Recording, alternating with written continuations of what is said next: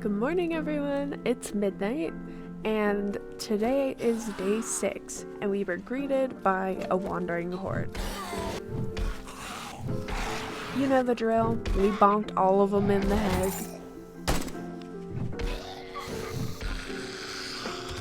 And when we were done, we got a whole lot of nothing. And that guy smacked me, so I made him spread eagle. And then today, like I said, we were going to be working on our Horde Base, so I immediately got started on that. I chose the little hilly area behind our current base. I chose far enough away that zombies wouldn't hit my main base, and also far enough away that it wouldn't collapse because my house is underneath it. As you can see, I'm upgrading the middle first because you want to make sure those blocks are just as strong as the outer blocks. I also whiffed on a vulture.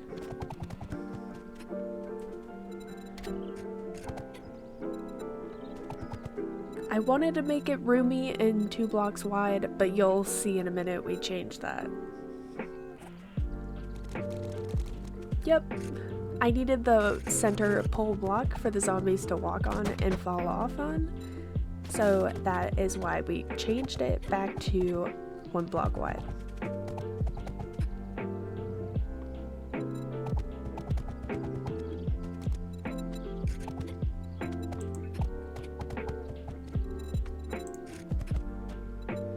I'm adding a little bumper at the top so that zombies don't get on the roof, and I'm using pole blocks rotated so that they are too thick so zombies have to break 4 blocks to get to me.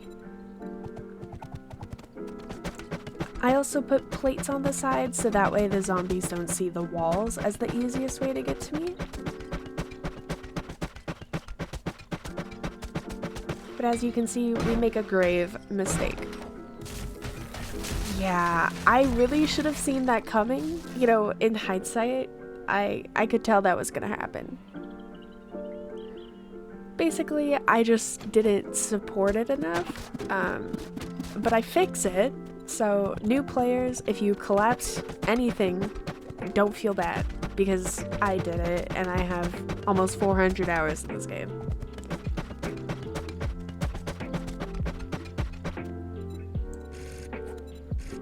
Now that I've successfully upgraded the supporting blocks, I upgrade the pole as well to add extra support, and I basically rebuild the whole thing again. Again with the ramp blocks to create a bumper, and the plates on the side so that zombies don't go for the walls.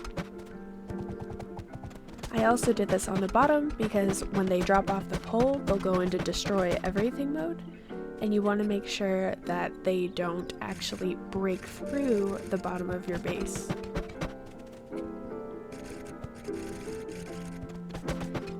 Again with those 4 poles, so they have to break 4 blocks to get to you.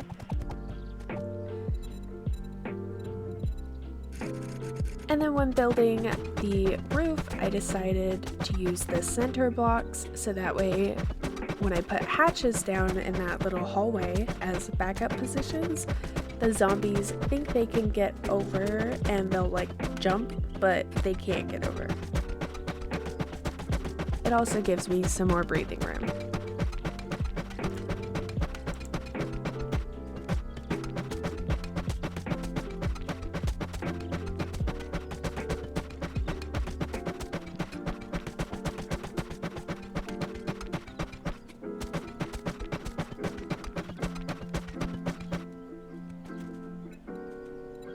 And like I said before, you want to make sure that your base is protected by putting plates on it.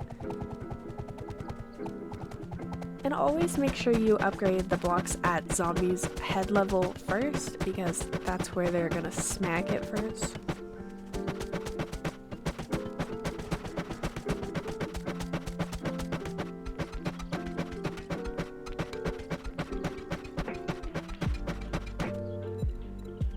I then moved on to the staircase. You want to make sure it's really easy for the zombies to get up because they're kind of dumb. To make it even easier, I put a little pyramid at the bottom, so they're not like, why can't I get up these stairs? I'm just gonna break them instead.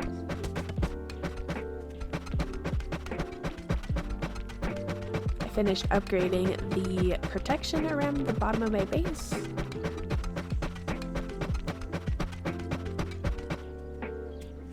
And then I called it a day. I think this will last at least a couple hordes. I then went back home and decided to grab some food because I was a little hungry after upgrading everything, and we went to go do our quest. Before I started my quest, I had to lockpick the ATM, obviously, but first I wanted to show you my skill points. I had 1 point into parkour, I put 1 point into Grease Monkey and the Daring Adventurer, and I had 2 skill points left to spend, so I was going to go into Strength.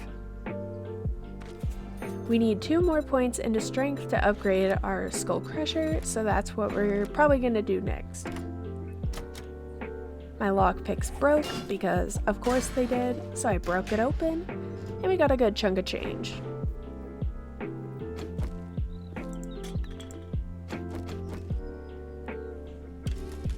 Once again, nobody in the apocalypse locked their doors, so I just went right in.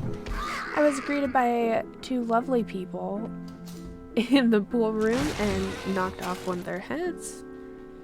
And then I got scared because I heard a collapse, and there was a zombie coming up the stairs, and a lady in the corner.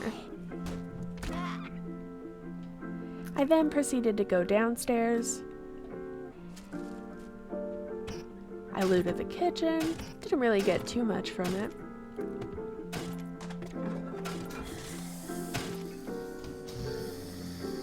I then woke this guy up and showed him who's boss, and I got this adorable pink poncho from a bag, which is going to be very useful if we decide to move to the desert, which I think we will.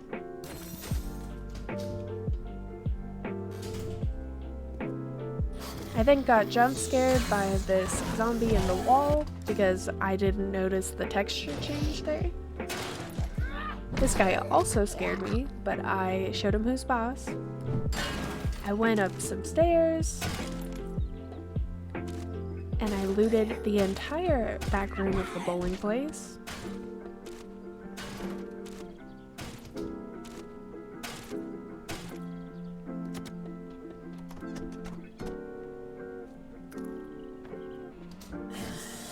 I then stole this plant, and those 2 were very mad about it. And I was looting the toilet. This lady decided to smack me, so I smacked her head off. I then bought jailbreakers from the vending machine, and went up the rope in the bathroom stall to go into the vents. I got jump scared by the sound of a zombie breaking out of the wall. And then I actually broke my way through to the back of the bowling alleys.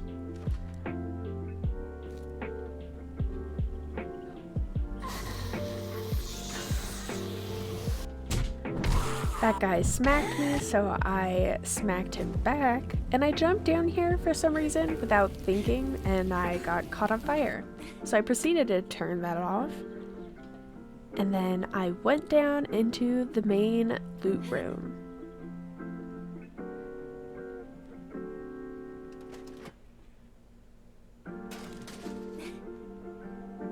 Now, of course, I ran around like a nincompoop to wake up all the zombies, and of course, there was a dog. I ran out of stamina, got a concussion, and decided to put my panic weapon to good use. Yeah, you remember last episode how I said you need a good panic weapon? I wasn't kidding.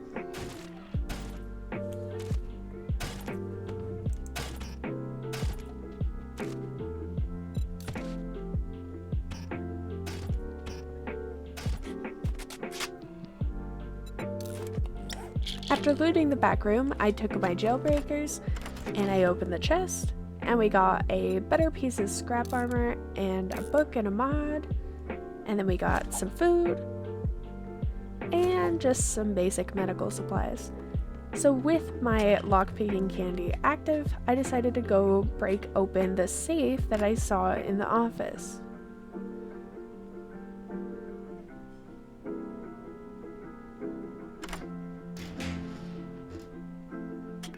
We got some gold nuggets, which was pretty good. And then I went and broke open the reset ATM. And again, we got a good hunk of change. And then it was back to Bob's.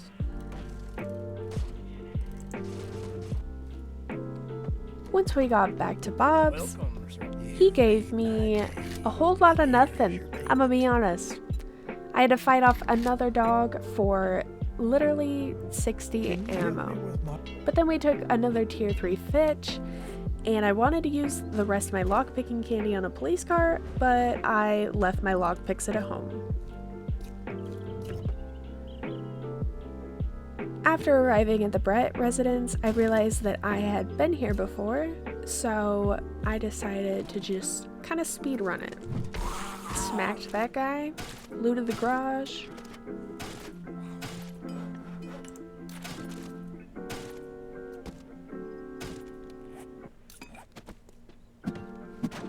I then found this working stiff tools crate with 2 pretty good books in it, and then we found a cowboy hat mod, which, again, great thing for living in the desert. I then got jump scared by that guy who I didn't see or hear, and he smacked me in the back of the head for it.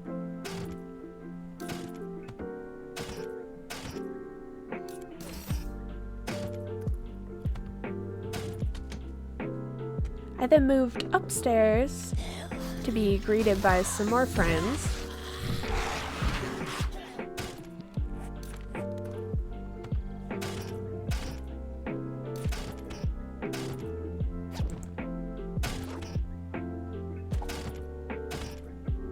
I dropped the sandwiches on the floor, but then I was like, I'll take them. I also ate some charred meat and some yucca to replenish my water, found this guy in the closet, and found Kenny hiding around a corner. I don't know if his name is actually Kenny, I just watched Glock 9. And then of course, another dog. I don't know what it is with the fun pimps, but they must really like dogs. And I do not. We know this. Anyway, I grabbed my supplies and I was technically done with the quest, but it was only hour 19 and it doesn't turn night till 22, so I decided to just grab the main loot.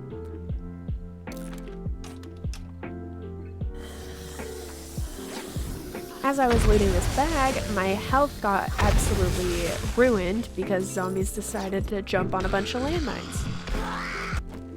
I took care of them though, checked behind a painting, and found some books. So, always break paintings. I then hopped up into the attic and found quite a few good boxes. My concussion kicked in as I looted some ammo and medical supplies. I tried to unlock the chest with my last lockpick, didn't work, had to break it open. My pickaxe broke, and then I had to beat it open with my sledgehammer, which worked surprisingly well.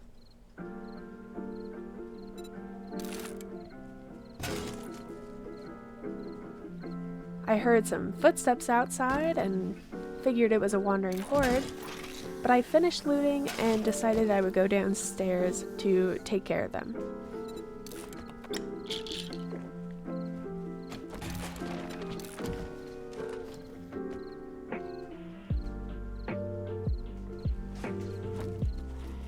I said hello to all the zombies, and you know the drill. We pop some heads.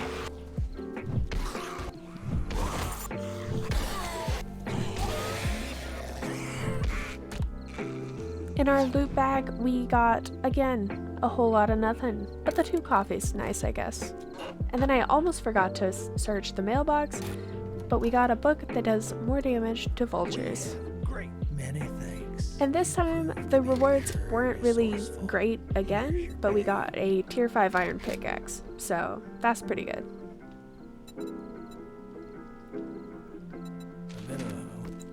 I then checked his vending machine on the way out and bought rock busters and jailbreakers. I also bought some learning elixirs so that we could use them during Horde Night. I only bought 2 because they're really expensive. Then as we went home, I grabbed all my stuff and decided to organize it, and after that, I admired my Horde base, and that brings us to the end of the episode. Thank you guys so much for watching. You guys really are so kind, and you mean the absolute world to me. Like, without the support on these videos, I wouldn't keep creating, so thank you so much. Please leave a like, a comment, and subscribe if you're liking the series. Thank you so much. Have a good night, guys. Bye.